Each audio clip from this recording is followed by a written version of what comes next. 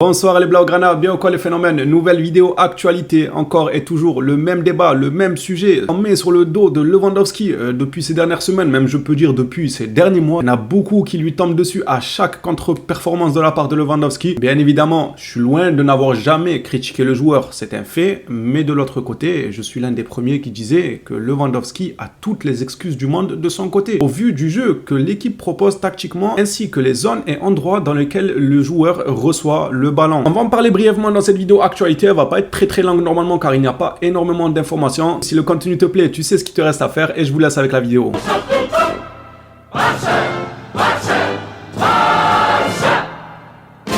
Commençons directement justement par ça, ce débat-là sur Robert Lewandowski. Je me répète, je l'ai déjà critiqué évidemment, mais j'ai beaucoup plus dit que le problème il est tactiquement. Regardez la question, selon vous, qu'est-ce qui explique cette baisse de performance de Lewandowski? La saison passée, il était à 17 buts en 16 matchs. Cette saison, il est à 6 petits buts en 16 matchs. Moi, j'ai une contre-question. En fait, je vais poser une question par-dessus une question. Est-ce que le Barça joue bien?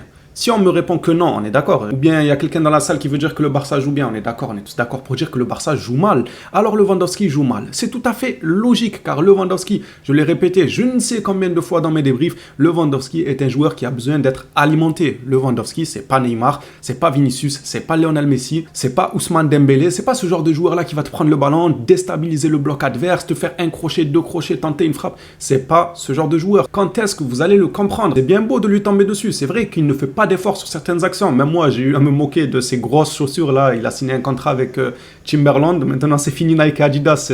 Les joueurs, Lewandowski signe un contrat sponsorisé par Timberland avec ses grosses crampons. C'est vrai qu'il y a des actions où il ne fait pas d'efforts. Les contrôles sont mauvais, les prises de balles sont mauvais. Là, c'est des choses sur lesquelles on peut dire ça le regarde qu'à lui. C'est lui qui doit réussir son contrôle. On va pas non plus venir contrôler le ballon à sa place. Donc, il faut qu'il fasse un effort. Mais en globalité, son niveau, s'il est en baisse de régime, c'est parce que l'équipe joue mal. Et va savoir qui c'est. Peut-être que même les contrôles ratés, les prises de balles dégueulasses qu'il fait tout, peut-être que c'est dû au manque de confiance. Moi, j'y crois totalement. Le gars, il est en manque de confiance. Le gars, il touche des ballons dans des zones pas dangereuses du tout. Le gars, il est obligé de décrocher tout le temps pour essayer de toucher un minimum de ballons. On le sert pas dans de bonnes positions. Donc, quand il a un ballon toutes les 15 minutes, bah, le gars, le contrôle, il est dégueulasse tellement il est pas dans son match, tellement il est pas en confiance. Et nous qui suivons le football depuis des années, on le sait très bien que pour un attaquant, il y en a un carrément qui avait déclaré ça ces derniers jours. Un attaquant marchait beaucoup à la confiance et au but. Je crois que c'est Félix, non? Il avait dit qu'un attaquant avait besoin de marquer pour se sentir puissant et tout, pour être plus en confiance. Lewandowski ne marque pas tant que ça. Il est pas en confiance. Son équipe joue mal, donc quand il rate un contrôle, permettez-moi de douter que même ces petits gestes-là qu'il rate, qui sont d'ordre ordinaire, c'est dû au fait qu'il n'est pas en confiance. Tout simplement, parce que vous n'allez pas me dire que Lewandowski a oublié comment contrôler un ballon. Non, c'est juste qu'autour de lui, l'équipe est malade. Lui, ce n'est pas cette superstar qui va te changer un match à lui tout seul. Si l'équipe autour de lui ne l'alimente pas comme il faut, alors Lewandowski devient invisible, Lewandowski devient un joueur ordinaire. C'est tout à fait normal. Donc avant d'en vouloir à Lewandowski, il faut d'abord en vouloir au schéma tactique du coach ainsi que le football proposé par l'équipe et certains des joueurs qui ne font pas non plus d'efforts. Mais en général, on peut très bien faire reposer ça sur la performance de l'équipe. Qu'en pensez-vous, vous les Blaugrana, de ce cas-là, Lewandowski? Est-ce que ça vous inquiète? Quelle est votre position? Est-ce que comme moi, vous estimez que oui, Lewandowski n'est pas irréprochable, il y a des choses qu'il peut mieux faire, mais si le joueur n'est pas flamboyant, c'est parce que le collectif n'est pas flamboyant? À cette question, moi je pose ma question. Est-ce que l'équipe joue bien? Qu'est-ce qui explique la baisse de performance de Lewandowski? Eh bien, je pose la question, est-ce que l'équipe joue bien? Pour moi, ça répond parce que ce genre de joueur-là, il a besoin d'être alimenté. On va pas plus s'attarder sur le sujet et on continue avec une autre déclaration de Mundo Deportivo qui, malgré beaucoup de une farfelues, des déclarations des fois assez bizarres, cette fois-ci, ils sont super cohérents dans leurs propos. À Barcelone, on dit qu'il y a de très bons joueurs dans l'équipe, mais qu'il n'y a pas de star qui décide seul d'un match. Lewandowski, par exemple, est un grand combattant, mais il a besoin que ses coéquipiers mettent de bons ballons dans la surface. Tout est dit. Même Mundo Deportivo commence à être cohérent, tellement ça saute aux yeux que Lewandowski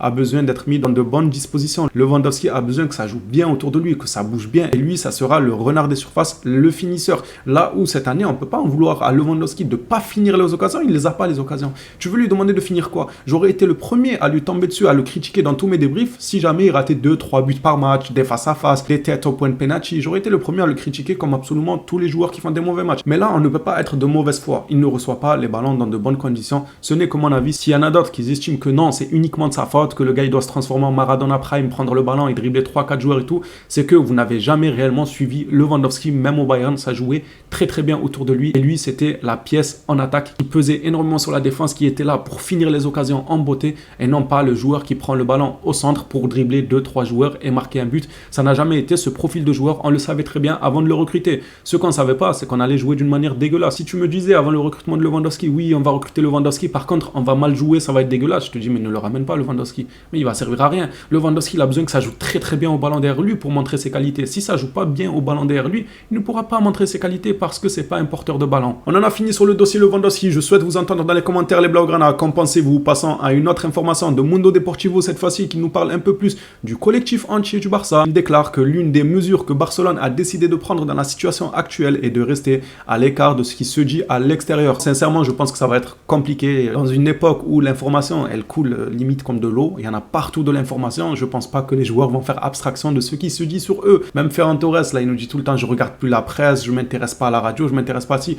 Arrête. Tous les joueurs qui ouvrent leur réseau, à un moment ou à un autre, c'est sûr qu'ils vont tomber sur des informations concernant le foot, concernant l'actualité du club, du Barça, d'un joueur en particulier, du coach. Pour conclure, je trouve que c'est une bonne solution d'essayer de rester à l'écart de ça parce que ça peut t'impacter, que tu vois que du négatif, qu'on parle mal de toi, qu'on parle de ça, de ci, qu'on appuie sur tes défauts et tout. Ça peut apporter plus de négatif et t'enfoncer encore plus. Mais d'un autre côté, je doute de la mesure, de la possibilité de faire ça. Comme je l'ai dit à notre époque, tu ouvres les réseaux, tu as toutes les informations qu'il faut. Ça m'étonnerait. Mais s'ils arrivent vraiment à rester à l'écart de ça, ça peut que être bénéfique. La nouvelle d'aujourd'hui, c'est Baldé qui n'a pas été appelé en sélection. Est-ce que pour vous, c'est un scandale ou pas? Pour moi, non. Ça va permettre aux joueurs, premièrement, de se reposer. Tant mieux, parce qu'il a beaucoup carburé avec le FC Barcelone jusqu'à ce qu'on ne le reconnaisse plus forcément. Même avant de carburer avec le Barça, moi, je trouvais ce défaut-là de jamais réellement lever la tête au bon endroit, de jamais réellement trouver un coéquipier dans la surface et de balancer un peu au hasard. En gros, dans la finition, je trouvais qu'il avait du mal, quoi. Pour finir le dernier geste, la dernière passe et tout, je voulais de l'évolution là-dedans. Après, il a enchaîné les matchs, il a été cramé. Pour moi, c'est tant mieux. Il ne fait pas un excellent début de saison. En tout cas, pas à la hauteur de ce qu'il nous a montré. Et en plus de ça, il aura du repos. Pour moi, cette non-sélection n'est pas un scandale. Au contraire, elle peut être bénéfique pour le joueur pour qu'il puisse se remettre en question. J'attends aussi vos retours sur ça. Baldé, scandale qui ne soit pas sélectionné ou pas. Pour terminer cette vidéo actualité en beauté, on finit par une bonne nouvelle. Frenkie de Jong reviendra normalement si tout va bien pour le match contre le Rayo Vallecano. Frenkie, reviens-nous vite parce que s'il y a bien quelqu'un qui a besoin de toi, nous les supporters, bien évidemment, on veut revoir Frenkie sur le terrain. Mais c'est Xavi, avant qu'il s'arrache les cheveux là parce qu'il n'a aucune cohérence tactique. Reviens vite, Frenkie. Xavi a absolument besoin d'individualités qui peuvent changer le match. Et Frenkie de Jong fait partie de ces joueurs qui peuvent changer un match. Car c'est un joueur qui bouge énormément au milieu de terrain, qui est capable de casser des lignes balle au pied. Il fait énormément de bien à ce Barça. Hâte de son retour. Et je pense que Xavi a énormément hâte aussi pour qu'il puisse camoufler ses lacunes tactiques. Les phénomènes, ça sera tout pour cette vidéo actualité. On s'attrape à la prochaine. D'ici là, prenez soin de vous les Blaugrana.